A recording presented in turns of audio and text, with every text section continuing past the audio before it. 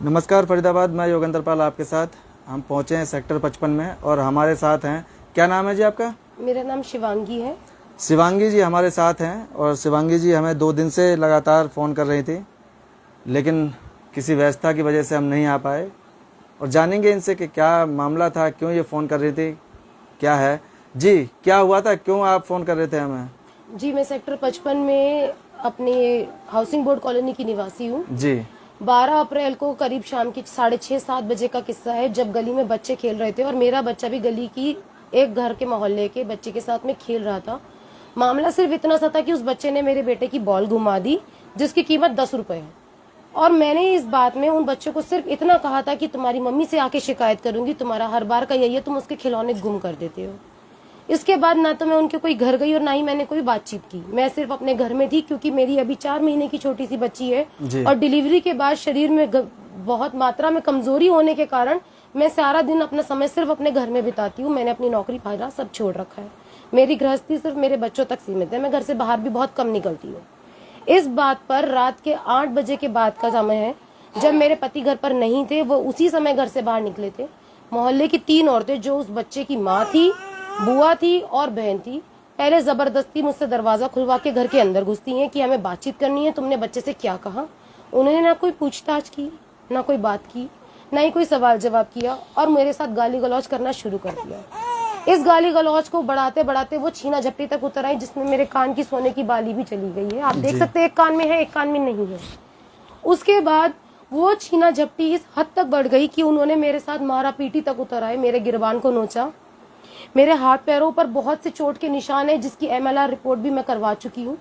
मेरे हाथ पैरों को नोचा, मेरी चूड़ियों को हाथों में ही तोड़ डाला, मुझे खींच के घर से बाहर गली में लेकर के आई और दरवाजों में दे दे के मारा। ये नजारा गली के सभी औरतें और आदमी अपने अपने घरों की छतों पे खड़े देख रहे थे, गली में निकल के देख रहे थे, मगर कोई मेरे बचाव में नहीं आया।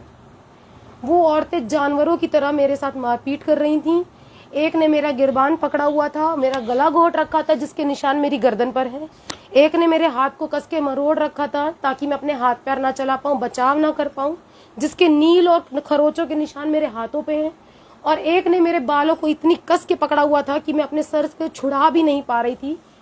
इन तीनों का नाम सरोज, संजना और दीक्षा है। सरोज ने गला दबाया, संजना ने गिरबान नोचा, हाथों को नोच के मरोड़ के रखा और दीक्षा ने बाल नोच के मेरे पेट में और मेरे गुप्तांग में 3 कस के जो लातें मारी। मैं 3-4 दिन हो गए बिस्तर से उठ नहीं पा रही हूँ। मेरे घर में चूल्हा नहीं जला है, खाना नहीं बन पा रहा है। मैं दर्द में गेट पे पड़ी तड़पती रही, चिल्लाती रही, रोती रही।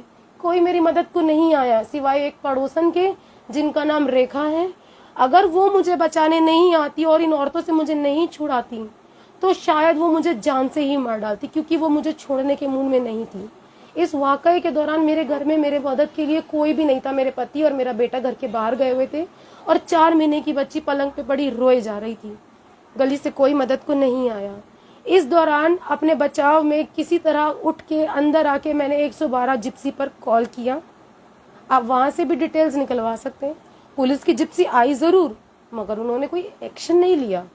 जब तक मेरे हस्बैंड पहुंचे और उनसे बातचीत करने गए कि आपने मेरी बीवी को घर में घुस के इस तरह से क्यों मारा, तो वो बड़ी ही निर्लजता के साथ कहती हैं कि अभी मेरा बस चला तो और पीटूंगी, तुझे भी पीटूंगी, तेरे बेटे को भी पीटूंगी, चला जा यहाँ से।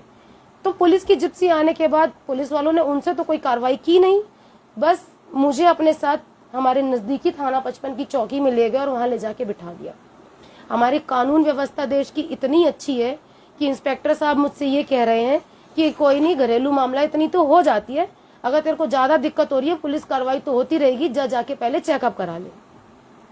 इस मामले में मैंने अपने परिवारजनों को बुलाया। मेरे माता पिता, बहन और जीजा भागे चले, दौड़े चले आए और मेरे पिताजी, मेरे पति और मेरे जीजा जी, ये तीनों मुझे बल्लमगढ़ स्थित सरकारी अस्पताल में लेके गए, जहां पर मेरा चेकअप हुआ और मेरा MLR कराया गया। MLR की रिपोर्ट की जो जांच है, जांच रिपोर्ट पुलिस कर्मियों के पास जमा है। उसकी फोटोज मेरे फोन में मौजूद हैं, जो मैं आपके साथ जरूर शेयर करूंगी। चोट इतनी गहरी थी, उस वक्त मैं ना खड़ी हो पा रही थी, ना बैठ पा रही थी, ना चल पा रही थी। मेरे शरीर में जो दर्द था, हाथ पैरों में जो दर्द था, जो गुप्तांग में सूजन है, जो मेरी पेट की आंतों में सूजन है, वो तकलीफ मेरे सिवा कोई नहीं जान सकता। वो शारीरिक चोट जो मुझे बैठी है, वो सिर्फ मेरे शरीर में है, उसका इलाज कौन कराएगा? चलिए मैं दवाइयाँ खा के इलाज करा लूंगी, मैं जेवर भी खरीद लूंगी, मेरी मान को जो हानि पहुंची है उसकी भरपाई कौन करेगा? कौन मुझे मेरी इज्जत वापस दिलाएगा? ये कहाँ का कानून है, कहाँ का इंसाफ है कि आप किसी के घर में घुस के एक 10 रुपए की बॉल के पीछे उसकी अधमरा कर दो? हाँ, बच्चे हैं, आपस में लड़ते झगड़ते आपस रहते में हैं, फिर एक हो लड़ेंगे जाते झगड़ेंगे हैं। फिर एक हो जाएंगे।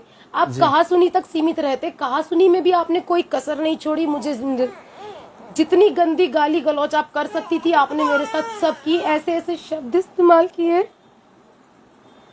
कि मुझे बताने में भी शर्म आएगी। ऐसे ऐसे शब्द इस्तेमाल किए, मेरी इज्जत की धज्जियां उड़ा दी।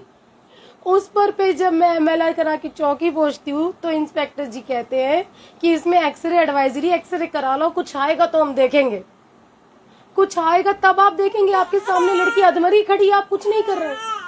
कौन थे इसमें पुलिसकर्मी, कोई नाम पता है? पुलिसकर्मी जो थे, एक थे इंस्पेक्टर सुशील जिन्होंने कहा कि आप एक्सरे करा लाइए, कुछ होएगा तो देखेंगे, और इंस्पेक्टर प्रदीप जिन्होंने केस हैंडल किया। उन इंस्पेक्टर ने बोला ठीक है बैठ, यहाँ पर दरख्वास्त लिख, अभी उसका नोता लिखवा के आते, कल सुबह 10 बजे हाजिरी लगवा देंगे।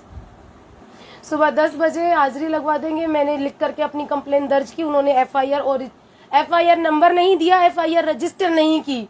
एक सफेद कागज पर मुझसे सारा वाक्य लिखवा तो लिया। मैं तो इस हालत में भी नहीं थी कि खुद से कुछ लिख सकूं। अगले दिन जब मैं फोन कर रही हूँ कि आपने अभी तक बुलवाया नहीं, वो लोग तो यहाँ हंसी ठट्टा करके घूम रहे हैं, तब पुलिस वाले उन्हें बुलवा के ले जाते हैं। तकरीबन 11 बजे 13 अप्रैल सुबह 11 बजे वे औरतें बड़ी धाकड़ता के साथ पुलिस कर्मियों के सामने ये कह रही हैं कि बोलेगी तो पिटेगी नहीं। हाँ मैंने मारा है, लात मारी है, घूसे मारे, मैंने मारा है। इंस्पेक्टर ने उसे डांटा कि तेरे शर्म नहीं आई, तूने 4 महीने की बच्ची है उसकी औरत हो के तूने ये सब किया। मगर उन्हें कोई शर्म नहीं थी, उन्हें अपने किए पे कोई पछतावा नहीं था, कोई पछतावा नहीं था। जो चोटें, जो दर्द मेरे साथ हो रहा था, जब मैं वहां बैठी रो रही थी तो वो हंस रही थी। इंस्पेक्टर ने मेरे साथ इंसाफ किया या नहीं ये तो आप ही बताइए। मेरा जो जेवर गया सो गया, मेरे जो चोटें लगी सो लगी, जो मेरे मान को हानि पहुंची सो पहुंची। वो तो माफी तक मांगने को तैयार नहीं थी। अब एक लड़की जो घर में तन्हा है, क्या वो अब अपने घर में भी सुरक्षित नहीं है?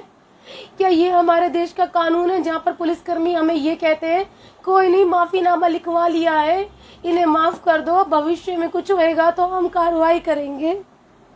देख गली मोहल्ले में तुझे भी रहना है, कल को तेरा रहना मुश्किल कर दे तो कहाँ जाएगी? छोटे छोटे बच्चे हैं, पुलिस वाले कहते हैं। जी हाँ, एक ही मोहल्ले में रहना है, न तू मकान बेच के जा सकती है, न वो कहीं जा सकती है। बात को यही रफा दफा करो। बेटे जिद नहीं करते, माफ करने वाला बहुत बड़ा होता है। ये इंस्पेक्टर प्रदीप ने मुझे कह करके शांत कर दिया। मैं किसी तरह से रजानामे पे राजी नहीं थी। मेरे माता पिता को भी यही कह करके दबा दिया गया कि ये यहाँ अकेली रहती है, लड़की की जात है, कल को फिर कोई बात होएगी। हम तो बैठे हैं, लेकिन चुसबाजी बांधने से क्या फायदा? चलिए चुसबाजी बांधने से कोई फायदा नहीं है, लेकिन जो मेरी इज्जत लूट ली गई है भरी गली में, और अब जो वो अपराधी अपराध करके निफराम होके घूम रहे हैं, यहाँ मोहल्ले में हंसी ठट्टे लगा रहे हैं कि पिट ली, चौकी थाना करा लिया और कुछ ना उखाड़ सकी। अब मैं यहाँ इस मोहल्ले में किस तरह सर उठा के घूमूं? जो मेरा गिरबान नोचा गया, जो मेरे हाथ पैरों को नोचा गया, मुझे जमीन में लिटा के गिरा के मेरे साथ मारपीट की गई। आज गली का कोई बंदा मेरा साथ देने को तैयार नहीं है, क्योंकि उनकी धाकड़ता से सब डरते हैं। ये मैं पहली लड़की नहीं हूँ जिसने उनका जुल्म झेला है। मेरे अलावा 1.5 साल पहले गली में एक और लेडीज भी है जिनके लड़के के साथ उनके लड़के ने मारपीट की थी, सर फोड़ा था। मैं नाम लेके बात कर सकती हूँ। उनका नाम मोना है और उनके लड़के का नाम अशित है, और सरोज के बेटे सिद्धू ने उसके साथ मारपीट की थी। पूरी गली इस बात को जानती है, लेकिन कोई आवाज नहीं उठाती। आज मैं आवाज उठा रही हूँ, मेरी आवाज को दबाया जाएगा। मुझे डराया जा रहा है कि तेरे बच्चों का निकलना मुश्किल कर देंगे, तू मकान बेच के भागती भी रहेगी, मोहल्ला छोड़ के चली जाएगी, कहाँ जाएगी? आज 7 साल के लड़के के पीछे कलेशबाजी हुई है, इसका मतलब क्या मैं अपने घर के अंदर ताले लगा के बैठ जाऊं? छोटी सी बच्ची को लेके दरवाजे पर खड़ा भी ना हूं? या हर वक्त अपने दरवाजे पर किसी को तैनात रखूं कि अगर कोई मुझे मारने के लिए आए तो मेरे बचाव में कोई खड़ा हो? शिवांगी जी, क्या करते क्या हैं आप? मैं एक्स टीचर हूँ। डिलीवरी से कुछ समय पहले मैंने अपनी जॉब छोड़ दी थी। हमारे बल्लमगढ़ में रावल स्कूल आप सभी ने जानते होंगे, सुना होगा। मैं रावल में नर्सरी इंचार्ज पे टीचिंग जॉब कर रही थी सन 2019 से, और कोविड में भी मैंने ये जॉब कंटिन्यू रखी है। लेकिन प्रेगनेंसी के कॉम्प्लिकेशन बढ़ने से पहले ही मैंने यहाँ से रिजाइन कर दिया था, पर्सनल रीजन का रेजिग्नेशन लेटर देके। जी, तो शिवांगी जी, ये जो सारा वाकया हुआ ये बड़ा ही दुखद वाकया है जिसमें पुलिस ने कोई मदद नहीं की। आप क्या कहना चाहते हैं, हमारे थ्रू क्या कहना चाहते हैं? मैं अपने देश के कानून से और अपनी देश की जनता से ये जानना चाहती हूँ कि क्या मेरे साथ इंसाफ हुआ है?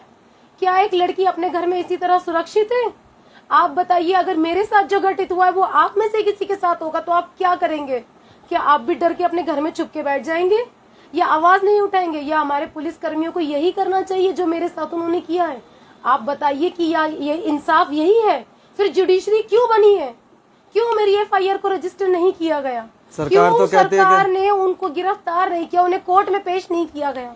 सरकार तो कहती है बेटी बचाओ बेटी पढ़ाओ। बेटी बचाओ बेटी पढ़ाओ। मैंने बेटी को जन्म दिया, मेरी जन्म देने के बाद शारीरिक स्थिति इतनी मजबूत नहीं थी कि मैं 3 औरतों का अकेले मुकाबला कर सकूं। ये हमारे देश की कैसी कानून व्यवस्था है कि कोई किसी को घर में घुस के मार सकता है? और ये कैसा कानून है जो इंसाफ पुलिस चौकी में ऐसे दिला रहा है कि माफ कर दो, माफ करने वाला बड़ा होता है और अपराधी क्या करे? फिर तो ये बहुत सही तरीका है। सही होता है फिर जो रेपिस्ट करते हैं, रेप कर लेते हैं, उसके बाद माफी मांग लेते हैं। सही होता है एसिड फेंक देते हैं, फिर माफी मांग लेते हैं। सही हुआ क्या मेरे साथ कि मुझे मार लिया और उसके बाद चौकी में कह दिया मैं माफ कर दो, माफीनामा साइन करके दे दिया। चौकी में तुमने माफी मांग ली, गली में तुमने इज्जत उतार ली, हाथ पैर तोड़ डाले, माफी से काम बन गया। तो फिर क्या हर इंसान को पुलिस क्या खुद सपोर्ट कर रही है कि कोई बात नहीं, माफी मांग लेना, आप कर लीजिए? मैं इस बात को जानना चाहती हूँ कि हमारी देश की जनता क्या कहना चाहती है।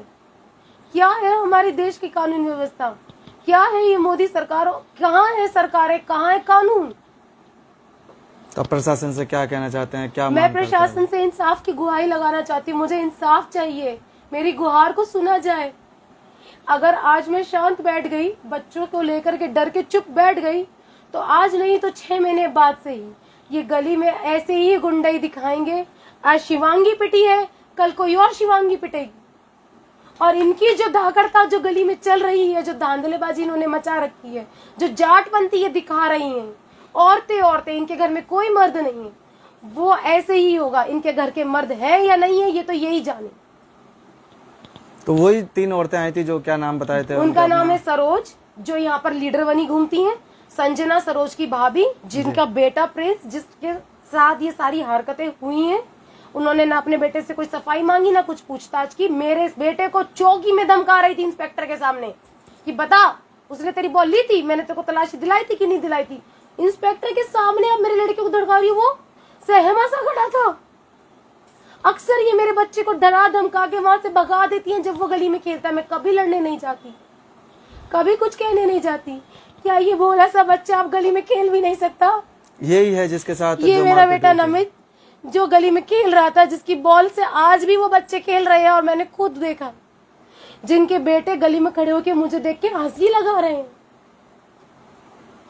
अब मैं किस तरह से सर उठा के चलूं? ठीक है, मैं दवाइयां खा लूंगी, इलाज करा लूंगी, करा रही हूँ, क्योंकि गुप्तांग की सूजन है, दर्द है, तकलीफ है, पेट की आंतों में लातें लगी है। अभी डिलीवरी हुई थी, कमजोरी भरी भी नहीं थी। वो सब इलाज में खर्चा खुद उठा लूंगी, पैसे कमा के अपना जेवर भी बना लूंगी।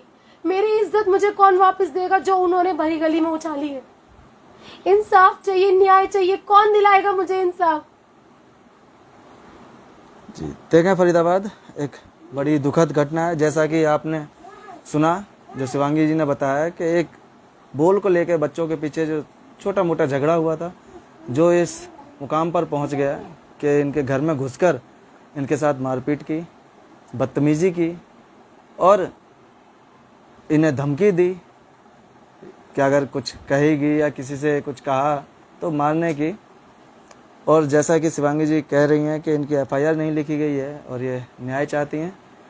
तो जोड़ेंगे फरीदाबाद आपको शहर की ऐसी और महत्वपूर्ण खबरों के साथ। बने रहिए हमारे साथ, देखते रहिए वॉइस ऑफ फरीदाबाद। धन्यवाद।